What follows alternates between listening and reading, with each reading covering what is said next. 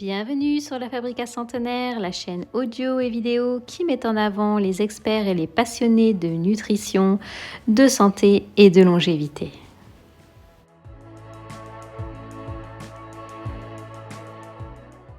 Je m'appelle Charlotte et je suis la fondatrice du blog objectif100.fr. Objectif 100 comme 100 ans. Et oui, vous l'aurez compris, mon objectif est de vivre longtemps et en bonne santé. Ma mission est donc de vous révéler tous les secrets de longévité et de santé des centenaires qui pètent la forme. Et grâce aux experts et aux passionnés de la nutrition, nous allons vous révéler tous ces secrets. Dans cet épisode, j'interviewe Christopher Robb, diététicien spécialisé en nutrition de longévité et en jeûne. Christopher a un cabinet sur l'île. Christopher et moi avons deux passions en commun. La nutrition de longévité et les centenaires. Je vous laisse découvrir dès à présent cet épisode. Bonjour Christopher et bienvenue par ici. Je suis très contente de te recevoir sur ma chaîne et du coup je vais te laisser te présenter. Si tu peux nous dire qui es-tu, d'où tu viens et depuis quand es-tu tombé, on va dire, dans la potion magique de la nutrition? Yes. Bonjour, merci déjà Charlotte pour cet accueil et pour pouvoir partager mon histoire. On a pas mal de points communs. Donc effectivement, je m'appelle Christopher Robb, j'ai 31 ans, je vis à Lille, dans le nord de la France. Et voilà, je suis diététicien nutritionniste de profession et c'est vrai que je suis passionné par l'alimentation, l'environnement, la nature. Voilà, depuis tout petit, j'ai eu l'habitude de consommer des plats variés, des plats équilibrés. J'ai toujours eu une maman qui avait l'intention de nous faire manger sainement. Donc voilà, on a toujours mangé varié. Donc ça, c'est une grande chance. J'ai grandi en Outre-mer, notamment en Martinique, en Guyane, mais voilà, aussi dans le sud de la France. Et après, j'ai moi-même parcouru le globe pendant plus de 4 ans sur pas mal de continents.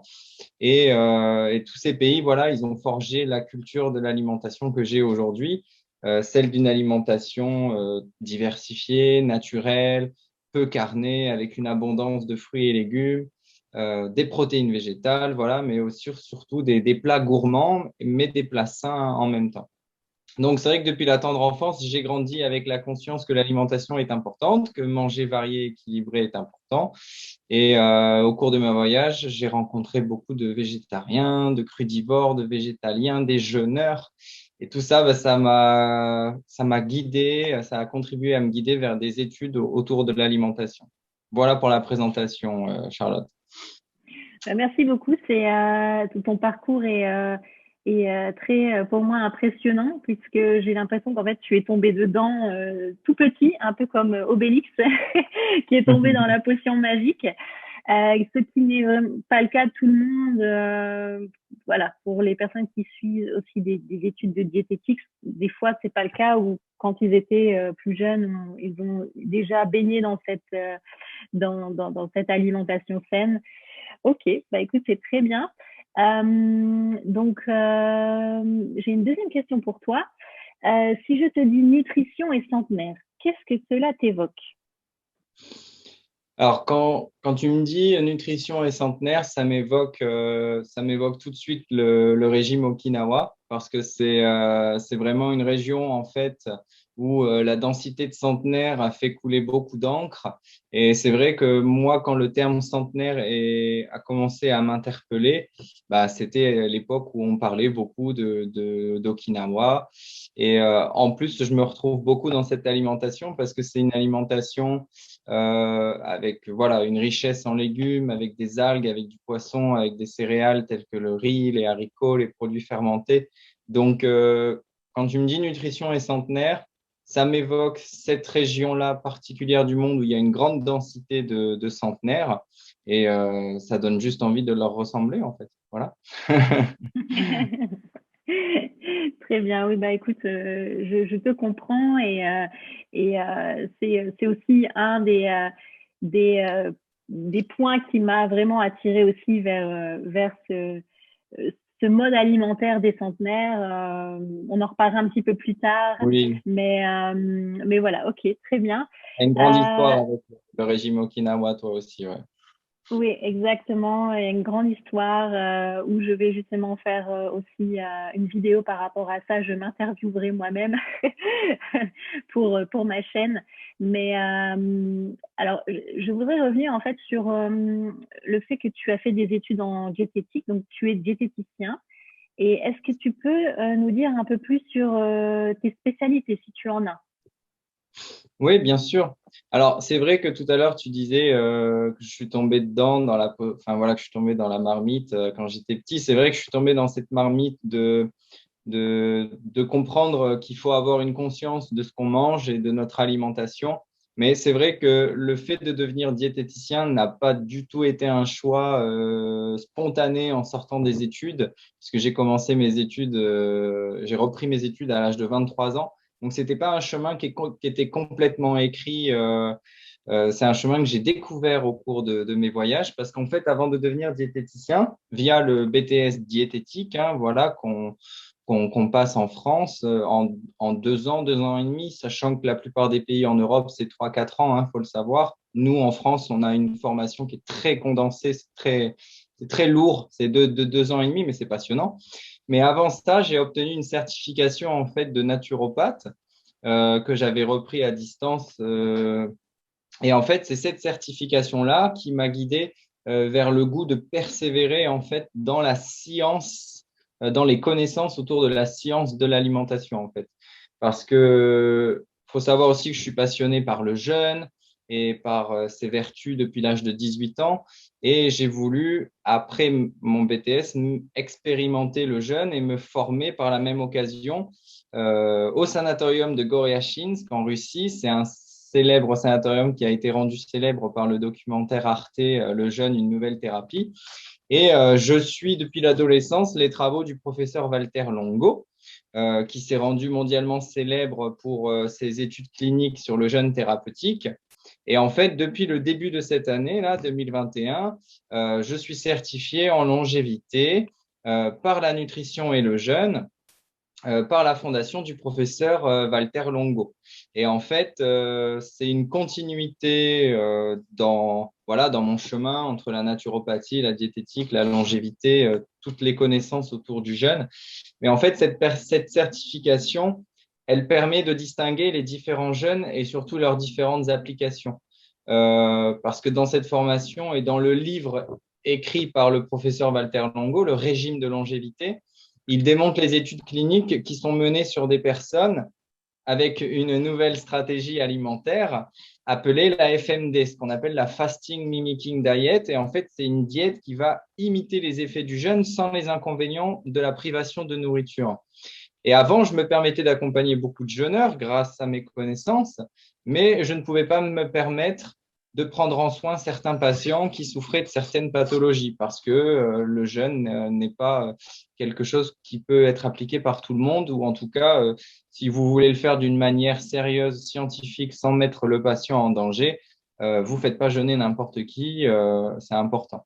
Et donc, du coup, c'est vrai que cette stratégie alimentaire qu'est la FMD, bah, elle ouvre un champ des possibles très vaste pour aider un plus grand nombre de personnes. Donc voilà pour résumer le parcours actuellement avec ma dernière certification en longévité par la nutrition et le jeûne. Merci beaucoup pour cette explication. Et justement, j'appellerais ça ces deux piliers, donc la nutrition de longévité et le jeûne FMD. C'est un peu comme ça qu'on s'est rencontrés par rapport à ce sujet. D'ailleurs, je vais vous montrer le livre pendant que Christopher expliquait ses spécialités. Je mettrai un lien dans la description de la vidéo ou de l'audio podcast. Et par rapport à ces deux piliers, tu as eu cette certification. Et aujourd'hui, est-ce qu'on peut dire qu'avec ces deux piliers, on peut perdre du poids, on peut réduire notre stress et éliminer nos envies de sucre? Alors, c'est des très bonnes questions. C'est des très, très bonnes questions. Euh, Ce que j'ai envie de dire déjà, c'est que la nutrition de longévité et la FMD, c'est deux stratégies bien à part. Ce qu'il faut comprendre aussi, c'est que la nutrition de longévité, c'est une alimentation, voilà, on va dire principalement pesco-végétarienne. Je vous invite à faire vos recherches pour plus rentrer en profondeur. Et la FMD, c'est des protocoles de 4 à 7 jours qui vont faire que vous allez avoir des ingestats alimentaires plus faibles avec une qualité qui va être mieux décidée en tout cas, et que vous pouvez répéter 1 à 12 fois par an en fonction de si vous n'avez pas du tout une bonne alimentation, bah, vous en ferez plus, et si vous avez une très bonne alimentation, vous aurez moins besoin de la FMD. Voilà. Ce sont deux stratégies qui, si elles sont bien suivies, peuvent définitivement vous faire perdre du poids de manière durable, puisque je l'ai vu, je le vois avec mes patients, ça fonctionne. Euh, la perte de poids, elle s'explique aussi par le fait que c'est une alimentation qui est beaucoup mieux qualitativement parlant aussi, hein. Donc, c'est surtout pour ça. La réduction du stress liée à l'alimentation, pour moi, elle est beaucoup plus complexe. J'associe plutôt la réduction du stress au fait de mieux conscientiser son alimentation et toutes les dimensions qui l'entourent, qui font que en étant plus éveillé, en étant plus maître de vos choix alimentaires, vous avez une meilleure emprise, une meilleure assise au quotidien dans vos choix, dans vos décisions. Et cela peut induire une réduction du stress parce que vous allez avoir plus d'harmonie, plus de confiance. Parce que quand on maîtrise toute cette sphère autour de l'alimentation, hein, qui est acheter, consommer, cuisiner, gérer ses déchets, et qu'on est en harmonie avec tout ça, bah, ça peut jouer bien évidemment sur la réduction du stress. Après, pour éliminer nos envies de sucre, c'est vrai que c'est un sujet qui me tient très à cœur parce que c'est un sujet dont je vais beaucoup marteler dans les écoles parce que je trouve que c'est abominable le sucre qu'on fait manger aux enfants aujourd'hui, hein, quand on sait qu'un adulte mange à peu près 35 kilos de sucre par an aujourd'hui. Moi, j'ai déjà fait mes calculs pour les enfants, ça fait assez peur. Mais bon, ça, c'est bien que du coup, tu poses cette question sur la réduction du sucre parce que la nutrition de longévité et la FMD sont des aides considérables pour la simple et bonne raison qu'il y a des très petites quantités de sucre dans le régime de longévité, mais il est présent, il n'est pas absent, il n'est pas aboli. Il faut des petites quantités de sucre qu'on va avoir sous forme de confiture, sous forme de fruits, sous forme de sucre lent, mais il est pas du tout proscrit. Bien au contraire, il y en a en petite quantité parce que ça reste nécessaire pour le corps humain. Quant à la FMD qui peut se pratiquer 1 à 12 fois par an, là, le sucre, il est quasi inexistant, mais c'est que pour des périodes de 4 à 7 jours. Donc, tout le monde en est capable et c'est justement par passer par ces périodes-là qu'on peut travailler cette désaccoutumance au sucre. Voilà.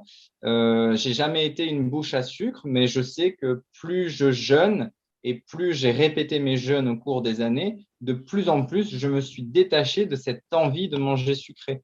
Donc, et en plus, ce qu'on observe, c'est que les gens qui appliquent la nutrition de longévité, qui appliquent la FMD, sont beaucoup moins enclins derrière à reprendre de mauvaises habitudes après avoir vécu cette expérience. Voilà. Et ça, c'est pour moi la clé, elle réside là aussi, c'est dans le fait de conserver ces bonnes habitudes derrière. Voilà. Oui, ça me fait un peu penser à, alors, si on compare à une machine, si on compare l'humain à une machine, en fait, j'ai l'impression qu'avec ces deux stratégies, la nutrition de longévité et la FMD, on arrive un peu à se reprogrammer finalement et à effacer des mauvaises habitudes alimentaires, mais d'une façon stable en fait. C'est durable. Moi, je sais que depuis que je m'applique le régime Okinawa, donc le mode alimentaire Okinawa, en termes de poids, j'ai déjà remarqué que mon poids est stable depuis 3 ans, donc plus ou moins 2 kilos, mais je pense que voilà, tout dépend le matin quand tu te pèses et tout ça. Mais je dirais que ces deux stratégies permettent d'être stable en fait, d'être stable et c'est ce qui fait que on peut maintenir notre santé, on est stable dans notre santé et dans notre poids Et également pour tout ce qui est envie de sucre et tout ça, ça joue énormément. Je parle en termes d'expérience et il y a moins fait d'envie de sucre et on n'est pas là pour se priver non plus. Mais il y a quand même un travail à faire sur la réduction des aliments ultra transformés. Je pense que c'est le nerf de la guerre dans tout ça. Et quand on va faire ses courses, c'est voilà, au maximum minimiser les aliments ultra transformés qui sont finalement bourrés de sucre. Bon, après, il y a les mauvaises graisses. Mais voilà, je pense qu'au niveau des envies de sucre, c'est un peu une stratégie également. Exactement. Et si je peux me permettre juste de compléter, de finaliser ce que tu viens de dire, bah, quand on prend en compte le régime de longévité, la FMD, tout ce que tu dis de limiter les aliments sucrés, les aliments transformés, il y a un des conseils simples que donne Walter Longo, c'est de manger comme à la table de vos ancêtres. Et tout simplement, des fois, quand on a un aliment entre les mains, est-ce qu'il y a 50 ans, mon grand-père, il aurait mangé ça sur sa table, ou est-ce qu'il y a 200 ans, on aurait mangé ça chez les paysans, et c'est là qu'on reprend cohérence et bon sens dans l'alimentation et que du coup qu'on peut écarter ces aliments-là dont tu parles, sucrés, ultra transformés, qui finalement n'ont pas besoin d'être dans le corps humain. Oui, parce qu'ils n'ont aucune valeur nutritionnelle, ça n'apporte pas grand-chose, quoi. Peut-être un peu de plaisir, mais voilà, il y a ce côté vraiment où il n'y a aucune valeur nutritionnelle. Bah, Ok. valeur nutritionnelle, il y a quand même, tu as quand même des apports caloriques, des apports voilà, protéines, lipides, tout ce que vous voulez, mais la balance penche tellement vers le négatif que le positif parce qu'on va y rajouter voilà, plein de Des conservateurs, des additifs. perturbateurs endocriniens, plein de cochonneries qui font qu'au final, il vaut peut-être mieux chercher l'équilibre et les valeurs nutritionnelles autrement. Voilà. Ok. Tu as mentionné plusieurs fois le professeur Walter Longo. Est-ce que tu dirais qu'il est ton mentor en nutrition?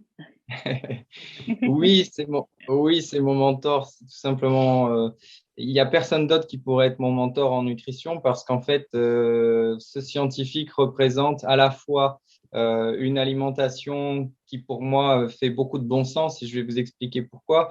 Et en même temps, c'est quelqu'un qui, avant de me guider vers l'alimentation, m'a appris tellement de choses sur le jeûne.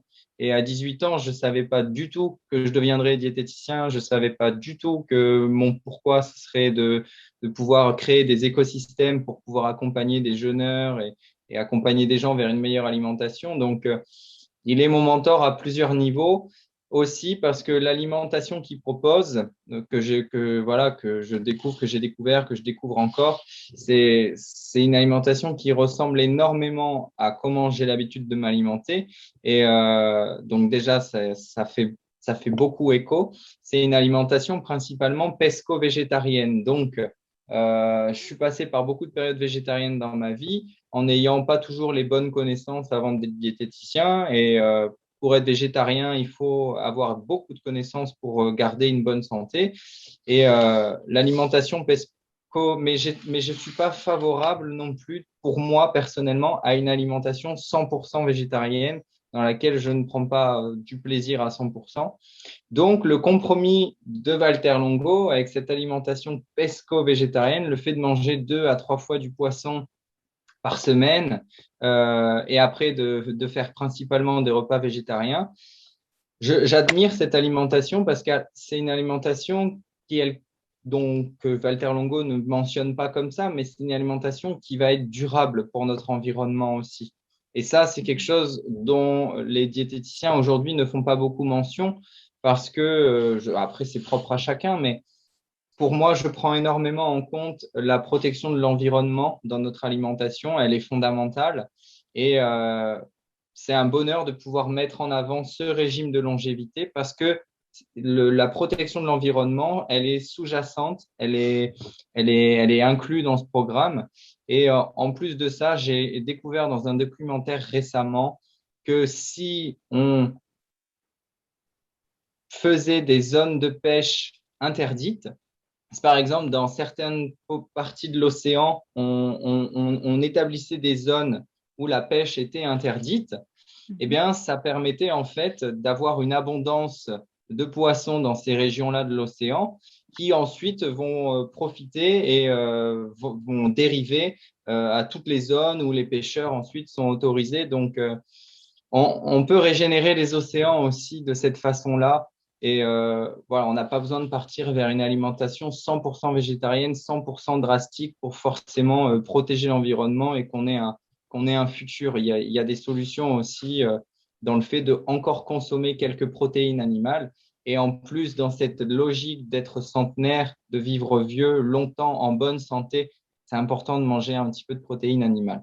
Donc, c'est vrai que je parle beaucoup sur mon mentor, mais il a mis en avant quelque chose dont j'ai rêvé depuis la tendre enfance, c'était de pouvoir vivre mieux, plus longtemps, vers l'âge de 110 ans, 120 ans, en bonne santé. Et après, comme je suis passionné par le jeûne, bah, voilà, il a contribué à forger cette passion. Et grâce à ces nouvelles stratégies qu'il met en place, il ouvre une voie aux jeunes et à la FMD qui est très vaste et qui va faire qu'on va pouvoir aider beaucoup de personnes. Et il y a encore beaucoup de choses à apprendre sur ces stratégies-là. Waouh, c'est si imprégnant, on s'imprègne de ce que tu dis parce que finalement, mais c'est vrai, en fait, il faut absolument que dans notre façon de nous alimenter, qu'on pense aussi derrière la planète. Il y a beaucoup de remue-ménage en ce moment à ce sujet et on peut plus ne plus penser à ça en fait. Et c'est vraiment comment dire primordial de réfléchir aussi dans ce sens-là. Je pense que le professeur Longo a tout compris. Oui. Mais c'est ce que je disais, c'est que du coup, il le fait pas forcément mention de ce côté durable, mais c'est moi qui le comprends et qui l'interprète parce que le fait de privilégier cette alimentation végétarienne au profit de tous ces élevages intensifs et tout ça, bah c'est du bon sens et c'est la bonne voie. Voilà. Très bien, très bien. Alors, je voulais te demander, je vais te donner, on va dire, 4 mots et tu vas me dire ce que cela t'évoque. Alors, en français, c'est la nourriture comme médicament et en anglais, c'est food as medicine. Qu'est-ce que cela t'évoque? La nourriture en tant que médicament. Ben, ça m'évoque tout simplement, c'est Hippocrate qui disait que ton aliment soit ton médicament. Euh, Aujourd'hui, je pense qu'on beaucoup de gens ont perdu cette relation qu'on doit avoir avec la nourriture. Aujourd'hui, je pense que on mange plus pour survivre.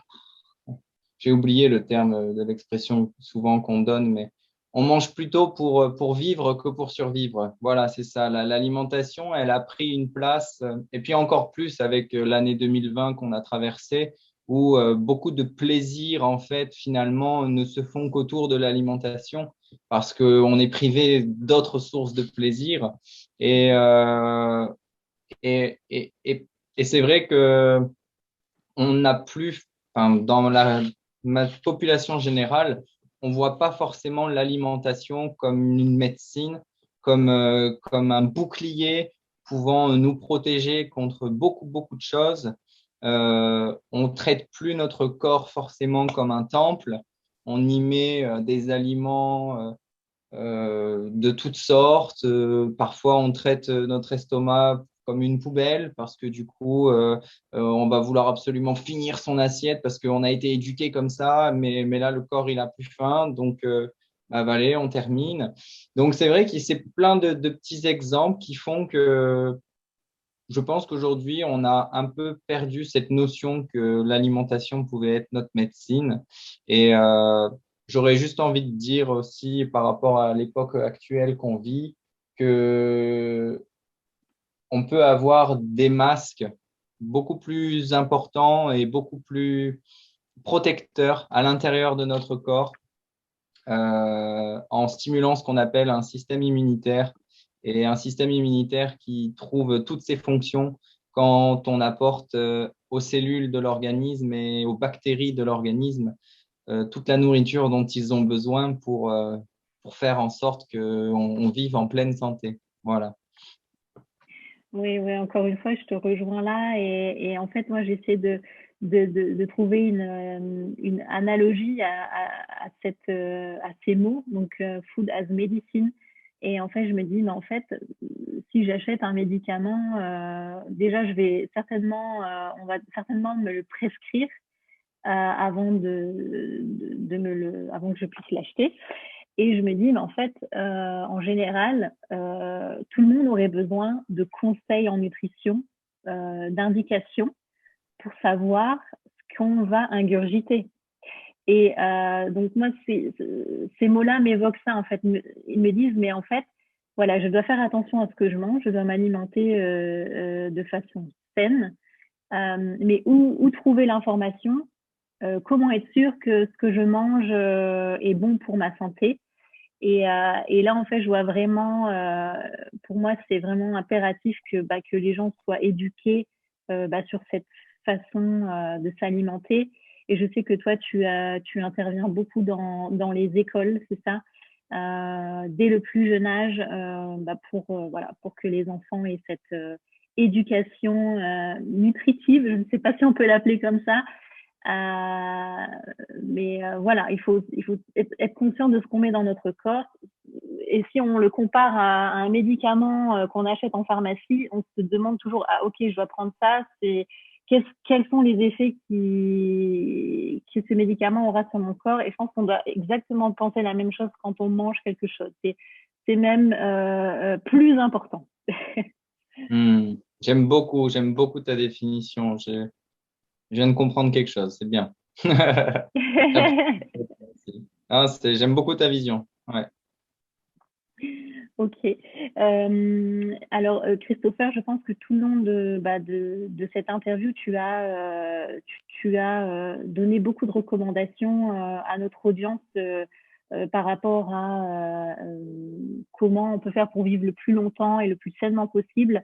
Ce que j'ai super bien aimé, c'est ta comparaison avec est-ce que ton ancêtre mange ce que ton ancêtre aurait eu dans son assiette. Ça, je trouve que c'est une super recommandation par rapport à ça. Est-ce que tu en as d'autres à donner à notre audience pour vivre le plus longtemps et le plus sainement possible? Oui, j'ai plein de petits conseils supplémentaires qu'on peut donner. C'est des choses simples. Déjà, je recommanderais d'avoir je rappuie les choses que j'ai déjà dit, mais d'avoir une relation saine avec votre nourriture.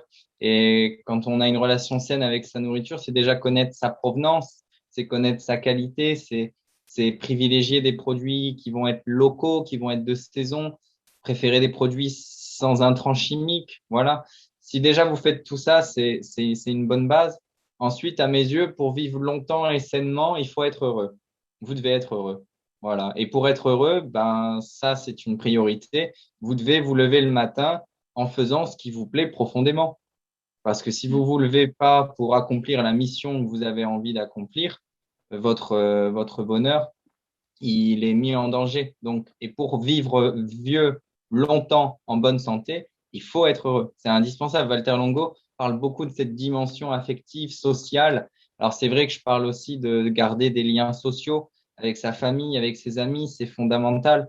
On le dira jamais assez. En plus, aujourd'hui, à l'heure où on parle, de garder des liens, même si on ne peut pas voir les gens, on peut les appeler, on peut communiquer et on peut transmettre ses émotions de plein de façons différentes.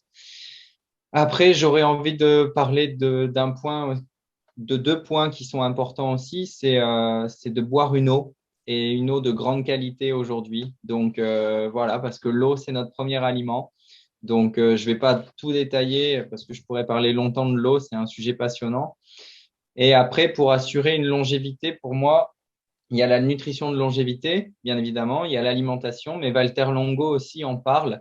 il y a une nécessité aujourd'hui de se supplémenter avec des compléments alimentaires, par contre, de très haute qualité, qui vont pouvoir nourrir toutes les cellules de votre organisme et donc faire en sorte que vous ayez un bon système immunitaire, comme je le disais tout à l'heure. Et après, la longévité, ça passe aussi par des activités comme le sport, comme la relaxation et comme la méditation, qui sont des trois piliers très importants pour moi aussi. Wow, merci beaucoup. C'est exactement, en fait, toutes les différentes approches se rencontrent et ça me fait vraiment penser à l'approche en fait des blue zones, des zones bleues, donc ces régions où il y a une Mm. forte concentration de centenaires et il y a 9 points qui ressortent. Je vous les listerai également dans la description de cette vidéo et en fait, tu as cité la plupart des points et ce qui est plus important à retenir là-dedans, c'est en fait, c'est une approche complète. Il n'y a pas que l'alimentation, il y a aussi donc ce que tu viens de citer et je trouve ça formidable que tu l'aies exprimé et listé à notre audience. Je te remercie Génial. beaucoup. En fait, Euh, c'est des conseils qui viennent du cœur parce que c'est ce que moi je fais, c'est ce que j'ai envie d'apprendre. Et pour moi, la longévité, voilà, c'est vrai qu'elle passe par ces piliers-là. Mais je suis content qu'on retrouve ça dans les Blue Zones parce que c'était pas prémédité, donc c'est génial. Ok. Donc Christopher, est-ce que tu as prochainement des événements qui pourraient intéresser notre audience? Ah oui, tout à fait. Alors, à l'heure où on parle aujourd'hui, on est en avril 2021. On est le lundi 12 et cette semaine, actuellement, il y a un programme de 7 jours dans lequel j'accompagne en fait une communauté de jeûneurs pour une initiation aux jeûnes de 3 jours. Donc ça, c'est vrai que c'est des événements que je fais actuellement 100% en ligne. Ça se passe via une plateforme privée sur Facebook via un livret d'accompagnement de plus de 60 pages que les jeûneurs reçoivent et via des Facebook Live et des Zooms réguliers pendant la semaine où on peut se connecter avec la communauté. Il y a un vrai esprit d'équipe, il y a un vrai, voilà, on fédère ce groupe. Donc, ça, c'est ce qui se passe actuellement. Et puis, au mois de mai, ben, il y aura 2 programmes de 7 jours de ce type-là aussi. C'est-à-dire qu'il y aura un programme de 7 jours pour, pareil, une initiation au jeûne de 3 jours avec 2 jours de descente alimentaire, 3 jours de jeûne et 2 jours de remontée alimentaire. C'est des événements qui se font 100% en ligne dans le contexte dans lequel on est pour que tout le monde puisse voilà, prendre soin de sa santé en étant chez soi, mais en même temps ne pas se sentir seul, voilà, de pouvoir le vivre avec une communauté. Et même par les réseaux, bah, je peux vous assurer que les gens vivent des moments assez incroyables parce qu'ils vivent leur expérience chez eux mais ils peuvent la partager des fois à 2, 3 personnes dans le groupe. On communique entre nous et personne ne se sent seul. Ça, c'est formidable. Et le deuxième programme de 7 jours, ce sera plus une initiation à la FMD. Voilà. Et il y aura donc une semaine de ce type, initiation aux jeunes de 3 jours en mai et une semaine initiation à la FMD en mai. Et en juin, ce sera pareil. Il y aura ces 2 programmes qui reviendront. Et cet été, j'espère en présentiel, en gîte, dans le nord de la France, pour ceux qui veulent faire le déplacement. Il fait chaud dans le nord, croyez-moi. Waouh. Ok, bah écoute, très bien. Je prendrai les liens justement de tes réseaux pour où te contacter. Donc tu as dit que tu avais donc une page Facebook.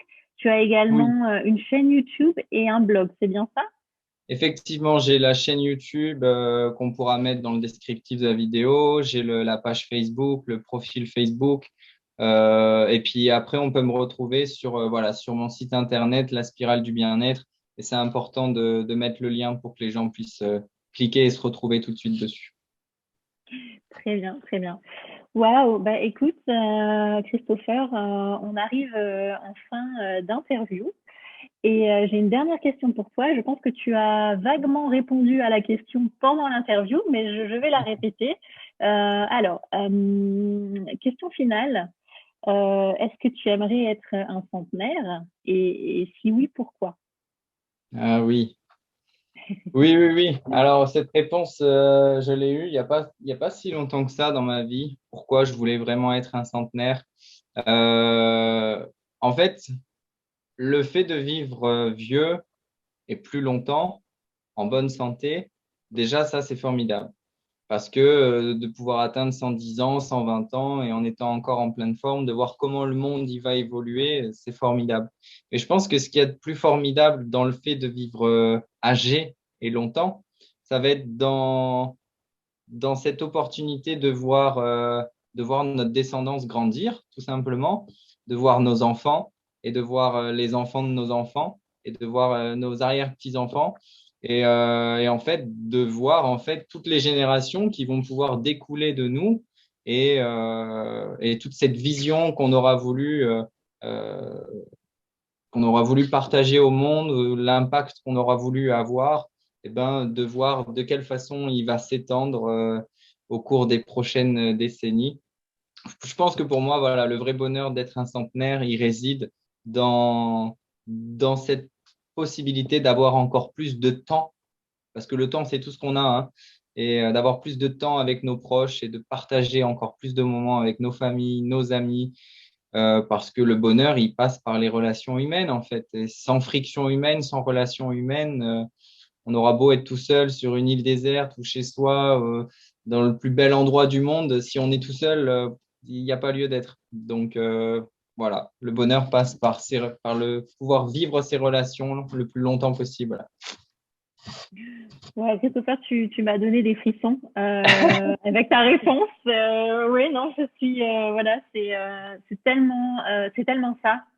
Voilà, c'est tellement ça. Ouais, C'est ça. euh, voir sa famille, ses amis, voir l'évolution des futures générations et tout ça en bonne santé et de vieillir en bonne santé et pas dans la souffrance. C'est voilà, c'est la magie de la nutrition de longévité et de tous ces aspects, cette approche complète. Et voilà, je te remercie encore, Christopher. C'était pour moi un très bel interview. Et voilà, donc voilà la fin de cette interview. Encore merci.